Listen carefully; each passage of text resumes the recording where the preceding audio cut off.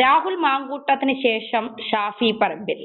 ഇനി ഷാഫി പറമ്പിലിന് ശേഷം ആരാണ് എന്ന് നമുക്കൊരു പിടിയും കിട്ടുന്നില്ല. എന്താണ് ഈ രാഷ്ട്രീയത്തിൽ സംഭവിക്കുന്നത്? പെണ്ണ് കേസുകൾ കൊണ്ട്, അതായത് വളർന്നു വരുന്ന യുവ നേതാക്കളെ, തങ്ങൾക്കെതിരായി നിൽക്കുന്ന നേതാക്കളെ, ഇവർ നാളെ തങ്ങൾക്ക് ബുദ്ധിമുട്ടുണ്ടാക്കും ഇവരുടെ വളർച്ച എന്ന് കണ്ടാൽ ഉടനെ പെണ്ണ് കേസിൽ പെടുത്തുക എന്നുള്ളൊരു രീതി. ഇപ്പൊ ഷാഫിയെ സംബന്ധിച്ചിടത്തോളം ഷാഫി പറമ്പിൽ ഒരു വിവാഹിതനും കൂടിയാണ്. അപ്പൊ ഇത് കേൾക്കുമ്പോൾ അദ്ദേഹത്തിന്റെ ഫാമിലിയിൽ ഉണ്ടാക്കുന്ന ഒരു ഇമ്പാക്ട് ഇതൊന്നും മനസ്സിലാക്കാതെയാണോ ഇപ്പൊ CPM-ന്റെ ആ നേതാവ് പറയുന്നുണ്ട്, കൂടുതൽ എന്നെ കൊണ്ടൊന്നും പറയിപ്പിക്കരുത്, പറഞ്ഞാൽ ഇനിയും കാര്യങ്ങൾ എനിക്ക് പറയാനുണ്ട്, നിങ്ങൾ കേസ് കൊടുക്കുക, എന്ത് വേണമെങ്കിലും ചെയ്തോ എന്നുള്ളൊരു ധാർഷ്ട്യത്തോടെയാണ് അദ്ദേഹത്തിന്റെ സംസാരം. അപ്പോൾ നമ്മൾ ഇനിയും മനസ്സിലാക്കേണ്ടത്, ഇതിന് പിന്നാലെ ഇനി ഷാഫിക്കെതിരെ തെളിവുമായി പലരും പല ചാനലുകളിലും പ്രത്യക്ഷപ്പെടാൻ സാധ്യതയുണ്ട് എന്നാണോ? രണ്ട് കാര്യങ്ങൾ. ഒന്ന്, 34 വർഷം മുമ്പാണ് ശങ്കരാടിയുടെ ആ ഐക്കോണിക് ഡയലോഗ് ഉള്ളത്. അതിൽ നിന്ന് ഒരു ഇഞ്ച് പോലും നമ്മൾ മുമ്പോട്ട് പോയിട്ടില്ല എന്നുള്ളതാണ് സത്യം. എതിർ പാർട്ടിയിൽപ്പെട്ട നല്ല കഴിവും മിടുക്കുമുള്ള പുരുഷന്മാരെ ഏതെങ്കിലും വ്യാജ പരാതിയിൽ പെടുത്തി നമുക്ക് അപമാനിക്കാം, അധിക്ഷേപിക്കാം. എന്തൊരു നാണക്കേടാണിത്. ആലോചിച്ച് നോക്കണം. നല്ല കമ്മ്യൂണിസ്റ്റുകാരും നല്ല കോൺഗ്രസ്സുകാരും നല്ല BJP-കാരും ആലോചിച്ച് നോക്കണം. ഇങ്ങനെയാണോ നമ്മൾ രാഷ്ട്രീയ പ്രവർത്തനം നടത്തേണ്ടത്? വികസനത്തിന്റെ, നാടിന്റെ പൊതു പ്രശ്നങ്ങൾ പറയുന്നതിന് വരെ ബാംഗ്ലൂരിൽ പോകാൻ ട്രിപ്പിന് വിളിച്ചു. തെളിവെന്താ? ഒരു തെളിവില്ല. പുള്ളി അങ്ങ് പറയുക. ഇത്ര അധിക്ഷേപകരമായ കാര്യങ്ങൾ പറയുന്നതിനെതിരെ ശക്തമായ പൊതുജന രോഷമുണ്ടാകണം. പൊതുജന ഇതിനെതിരെ ഉയരണം. ഇതല്ല നമ്മുടെ നാട് മുമ്പോട്ട് വെക്കേണ്ട രാഷ്ട്രീയം. ഇങ്ങനെ ആർക്കെതിരെയും പറഞ്ഞുകൂടെ? അപ്പൊ അവിടെയാണ് നമ്മുടെ ഷൈൻ ടീച്ചർക്കെതിരെ പറയുന്നത് മോശമാണ്. അവരും ഭർത്താവും കുട്ടികളും ഒക്കെ ഉള്ള ഒരാളല്ലേ. അതുപോലെ തന്നെ ഭാര്യയും കുട്ടികളും ഒക്കെ ഉള്ള ഒരാളല്ലേ ഷാഫിയും. ഷാഫിക്കെതിരെയും ഇങ്ങനെ അധിക്ഷേപം പറയുന്നത് ശരിയാണോ? അതുകൊണ്ട് ഇതിനെതിരെ ശക്തമായി കേരള പൊതുമനസ്സ്, കമ്മ്യൂണിസ്റ്റുകാരും കോൺഗ്രസ്സുകാരും BJP-കാരും പ്രതികരിക്കണം. ഇപ്പോ കഴിഞ്ഞ രാഹുൽ മാങ്കൂട്ട വിഷയത്തിൽ രാഹുൽ മാങ്കൂട്ടത്തിനോടൊപ്പം നിന്നപ്പോൾ ഞാൻ വരെ ചോദിച്ചതാണ്, രാഹുൽ ഈശ്വർ എപ്പോഴും വേട്ടക്കാരോടൊപ്പം നിൽക്കുന്ന ഒരു നിലപാടാണല്ലോ സ്വീകരിക്കുന്നത് എന്നുള്ളത്. പിന്നീട് പോകെ നമുക്കത് പലതും മനസ്സിലാക്കാൻ കഴിഞ്ഞു. രാഹുൽ ഈശ്വർ പറയുന്നതിൽ എവിടെയൊക്കെ ഒരു ശരിയുണ്ട്. പിന്നീട് അത് വ്യക്തമായി തെളിഞ്ഞു, രാഹുൽ ഈശ്വർ പറയുന്നതാണ് ശരി എന്നുള്ളത്. അപ്പോ ഈ ഇത്തരത്തിൽ നേതാക്കളെ ഇപ്പോൾ ട്രിപ്പിന് പോകാൻ കാണാൻ സുന്ദരികളായ സ്ത്രീകളെ ബാംഗ്ലൂരിലേക്ക് ട്രിപ്പിന്, ഇതൊരു നിസ്സാര കാര്യമല്ല പറയുന്നത്, ഒരു ചെറിയ കാര്യമല്ല ഈ പറയുന്നത്. ഇതൊരു വളരെ ഗൗരവമേറിയ ഒരു കാര്യമാണ് ഈ പറഞ്ഞു വെക്കുന്നത് എന്ന് പറയുന്നത്. ഇപ്പൊ അവരുടെ പാർട്ടിയിൽ പലരും ഇത്തരത്തിൽ വിളിച്ചിട്ടും കൊണ്ടുപോകാൻ തീവ്രത അളക്കാനും കുറയ്ക്കാനും ഒക്കെ ഉള്ളത് കൊണ്ടാണോ എന്നറിയില്ല, നാളെ ആർക്ക് നേരെയും ഇതുപോലെയുള്ള ആരോപണ ശരങ്ങൾ വരാം. അപ്പോ ഇത്തരത്തിൽ ഈ വളർന്നു വരുന്ന നേതാക്കളെ അടിച്ചൊതുക്കാൻ ഏറ്റവും പ്രധാനപ്പെട്ട എന്താ പറയുക ആയുധം എന്ന് പറയുന്നത് വിഷയം. അതിലേക്ക് കുറെ ചാനലുകളും അത് പ്രൊമോട്ട് ചെയ്യുന്നുണ്ട്. അതുകൊണ്ട് തന്നെ ഇതിൽ കുറെ റേറ്റിംഗ് ഉണ്ട് എന്ന് കണ്ടെത്തിക്കൊണ്ട് കുറെ ചാനലുകളും ഇത് പ്രൊമോട്ട് ചെയ്ത് മുന്നോട്ട് കൊണ്ടുപോകുന്നുണ്ട്. അങ്ങനെയാണെങ്കിൽ കേരളത്തിലെ യുവാക്കളുടെ രാഷ്ട്രീയം അത് എങ്ങനെയായിരിക്കും ഇനി?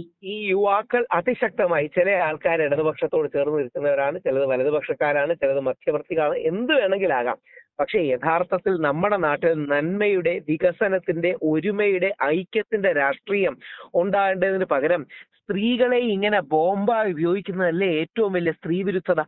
സ്ത്രീകളെ ഇങ്ങനെ മോശം പറയുന്നതല്ലേ? അല്ലെങ്കിൽ സ്ത്രീകളെ വെച്ച് ഈ രീതിയിൽ നികൃഷ്ടമായി, മ്ലേച്ഛകരമായി എതിർ രാഷ്ട്രീയ പാർട്ടിക്കാരെ മോശം പറയുന്നതിനേക്കാൾ വലിയ വൃത്തികെട്ട രാഷ്ട്രീയം എന്തുണ്ട്? അപ്പൊ യഥാർത്ഥത്തിൽ ഇത് നെറികെട്ട രാഷ്ട്രീയമാണ്. കമ്മ്യൂണിസ്റ്റുകാർ ഇതിൽ നിന്ന് പിന്മാറണം. അതേ ഒരു ജില്ലാ സെക്രട്ടറിയാണ്. ആലോചിച്ച് നോക്കും, ഒരു ജില്ലാ സെക്രട്ടറിയുടെ പദവിയിൽ ഇരുന്നാണ്. ഇതാണോ CPM മുമ്പോട്ട് വെക്കാൻ ആഗ്രഹിക്കുന്ന രാഷ്ട്രീയം? എനിക്ക് കേട്ടിട്ട് വല്ലാതെ ദേഷ്യം വന്നു. പക്ഷേ ഷാഫി കാണിച്ച പക്വത വളരെ നല്ലതാ. ഷാഫി വളരെ പാകതയോട് പറഞ്ഞു, ഇതല്ല നമ്മൾ മുമ്പോട്ട് വെക്കേണ്ട രാഷ്ട്രീയം. കാര്യം ഇങ്ങനെ നാളെ ആർക്കെതിരെയും പറഞ്ഞുകൂടെ? ആദരണീയരായ ഒരുപാട് പേര് അങ്ങോട്ടും ഇങ്ങോട്ടും ഉണ്ട്. എനിക്ക് അല്ലെങ്കിൽ അവിടുത്തെ മുതിർന്ന നേതാക്കളുണ്ട്. അങ്ങോട്ടും ഇങ്ങോട്ടും നമുക്ക് പറയാൻ പാടില്ലേ? ഒരാൾ ബാംഗ്ലൂരിൽ വിളിച്ചു എന്ന് പറയാം, ഒരാൾക്ക് ഡൽഹിയിലോട്ട് വിളിച്ചു എന്ന് പറയാം, ഒരാൾക്ക് തമിഴ്നാട്ടിൽ വിളിച്ചു എന്ന് പറയാം. ഇതിലെന്താ ഒരു ബുദ്ധിമുട്ടില്ലോ? വെറുതെ ഇങ്ങനെ പറഞ്ഞാൽ പോരെ? അവൻ തെളിവില്ലാതെ വ്യക്തി അധിക്ഷേപം നടത്തുന്ന രാഷ്ട്രീയത്തിൽ നമ്മൾ പിൻവാങ്ങണം. ഷാഫിയെ എതിർക്കണമെങ്കിൽ ആശയപരമായി എതിർക്കണം. രാഹുൽ മാങ്കൂട്ടത്തിനെ എതിർക്കണമെങ്കിൽ ആശയപരമായി എതിർക്കണം. അല്ലെങ്കിൽ അഡ്വക്കേറ്റ് ശങ്കു ടി ദാസിനെ എതിർക്കണമെങ്കിൽ ആശയപരമായി എതിർക്കണം. ഇനി വേറെ ആരാ? ഏതെങ്കിലും പാർട്ടിയിലുള്ള ഇപ്പൊ CPM-ലുള്ള സ്വരാജിനെ എതിർക്കണമെങ്കിൽ ആശയപരമായി എതിർക്കണം. പക്ഷേ അവർ യുവാക്കളായതുകൊണ്ട് ഏതെങ്കിലും സ്ത്രീയെ ചേർത്തോ സ്ത്രീ വിഷയങ്ങളിൽ അവർ മോശമാണെന്നോ പറഞ്ഞ് ചെയ്യുന്നത് വളരെ ചീപ്പാണ്. ഈ ചീപ്പ് രാഷ്ട്രീയത്തിൽ നിന്ന് സഖാക്കൾ പിന്മാറണം. ബുദ്ധിയുള്ള, വിവരമുള്ള, വിവേകമുള്ള സഖാക്കൾ ആ ജില്ലാ സെക്രട്ടറിയെ പറഞ്ഞു തിരുത്തണം. ഇത് കമ്മ്യൂണിസ്റ്റ് പാർട്ടിക്കും കൂടെ നാണക്കേടാണ്. ഇത് ഈ അപവാദ പ്രചരണത്തിന്റെ രാഷ്ട്രീയം, അധിക്ഷേപത്തിന്റെ രാഷ്ട്രീയം, ഗോസിപ്പുകൾ പറയുന്ന രാഷ്ട്രീയം അത് വളരെ വില കുറഞ്ഞതാണ്. അതിൽ നിന്ന് മാറാൻ എല്ലാവരും തയ്യാറാകണം. ഈ ഇത്തരം അപവാദ പ്രചരണവുമായി രംഗത്തെത്തുന്നവരുടെ എണ്ണം തീർച്ചയായിട്ടും ഇനി കൂടിക്കൊണ്ടിരിക്കും എന്നുള്ളതാണ് യാഥാർത്ഥ്യം. ഇപ്പോൾ റിനിയൊക്കെ കഴിഞ്ഞ ഒരു റീലില്, റിനിയുമായി ബന്ധപ്പെട്ട ഒരു റീല് കണ്ടപ്പോൾ എനിക്ക് മനസ്സിലായത്, റിനി പറയുന്നത് ഞാൻ വേണമെങ്കിൽ CPM-ന്റെ സ്ഥാനാർത്ഥിയാവാം, പക്ഷെ എന്നെ നിർബന്ധിക്കണം CPM-കാർ. കാരണം ഒരാളെ പറഞ്ഞ് അയാളെ കുടുക്കി അയാളെ വീട്ടിലിരുത്തി, ഇത് കഴിഞ്ഞപ്പോൾ ഞാൻ വൈറലായി, എന്നെ കുറെ ആളുകൾ തിരഞ്ഞു വരുന്നു എന്നുള്ളൊരു സ്ഥിതി. വൈറലാകാൻ വേണ്ടി എന്തുമാകുക. അപ്പൊ ഇതിനൊരു കൂച്ചുവിലങ്ങ് ഇടണ്ടേ? ഈ റിനിക്കെതിരെ കേസുമായിട്ടൊക്കെ രാഹുൽ ഈശ്വർ മുന്നോട്ട് പോകുന്നു എന്നൊക്കെ അറിഞ്ഞായിരുന്നു. ആ കേസ് ഇപ്പൊ എന്തായി? തീർച്ചയായും ആ കേസ് വനിതാ സെല്ലിൽ നിന്നെ വിളിച്ചിരുന്നു. ഞാൻ നാളെ അല്ലെങ്കിൽ മറ്റന്നാൾ മൊഴി കൊടുക്കാൻ പോകുന്നുണ്ട്. തീർച്ചയായിട്ടും അവിടെ പോകും, മൊഴി കൊടുക്കും. വ്യാജ പരാതികൾ വെച്ച്, വ്യാജ ആരോപണങ്ങൾ വെച്ച് ഇത് പോകുന്നതിനെതിരെ നമുക്കൊരു നിയമ നടപടി വേണം. അതുകൊണ്ട് ഒരുപാട് ഗുണം ഉണ്ടാവില്ല, പക്ഷേ കുറച്ചെങ്കിലും ആൾക്കാർക്ക് ഇതൊരു പ്രതിരോധമാകും, ഒരു പുഷ് ബാക്ക് ആകും. അങ്ങനെ സ്ത്രീകൾക്കെതിരെയും എന്താ പറയണേ, വ്യാജം പറയുന്ന സ്ത്രീകൾക്കെതിരെയും കേസ് എടുക്കുമെന്ന് പൊതുസമൂഹത്തെ ബോധ്യപ്പെടുത്താനും മറ്റും നമുക്ക് കഴിയുകയും ചെയ്യും. ഇനി ഈ വിഷയത്തിൽ ഇതുമായി ബന്ധപ്പെട്ട് ഇപ്പൊ മെൻസ് അസോസിയേഷൻ ഒക്കെ ചേർന്ന് കൃത്യമായ നിലപാട് സ്വീകരിക്കുന്നുണ്ടെന്നൊക്കെ പറയുന്നുണ്ട്. പക്ഷെ ഇതിന് പ്രോപ്പർ ആയിട്ടുള്ള ഒരു നീതി അല്ലെങ്കിൽ നിയമം കൊണ്ടുവരണ്ടേ? ഇതിന് ഒരൊറ്റ സൊല്യൂഷനേ ഉള്ളൂ. അത് നമ്മുടെ പുരുഷ കമ്മീഷനാണ്. കാര്യം പുരുഷന്മാർക്ക് ആശ്രയിക്കാൻ ഒരു സ്ഥലം വേണം. അങ്ങനെ ആ പുരുഷ കമ്മീഷൻ പ്രവർത്തനങ്ങളുമായിട്ടും കൂടി ഞങ്ങൾ മുമ്പോട്ട് പോകുന്നുണ്ട്. ഞങ്ങളാൽ കഴിയുന്ന രീതിയിൽ അതിശക്തമായി മുമ്പോട്ട് പോകും. നമ്മൾ അതിനുവേണ്ടി ഒരുപാട് സ്റ്റെപ്പുകൾ എടുക്കുന്നുണ്ട്. ആ പുരുഷ കമ്മീഷൻ വരുമെന്ന് നമുക്ക് പ്രതീക്ഷിക്കാം. ഷാഫി പറമ്പലിന്റെ വിഷയത്തെ എങ്ങനെയാ രാഹുൽ? ഷാഫി പറമ്പലിന്റെ വിഷയത്തിൽ ഇത് തന്നെയാണ്. അതിശക്തമായ രീതിയിൽ തന്നെ ഷാഫി പറമ്പലിന് പിന്തുണ കൊടുക്കണം. അതിന് നമ്മൾ രാഷ്ട്രീയമോ ജാതിയോ മതമോ ഒന്നും നോക്കരുത്.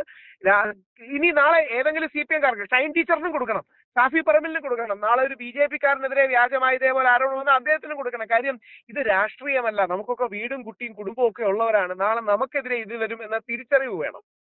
വളരെ നന്ദി രാഹുൽ ഈശ്വർ.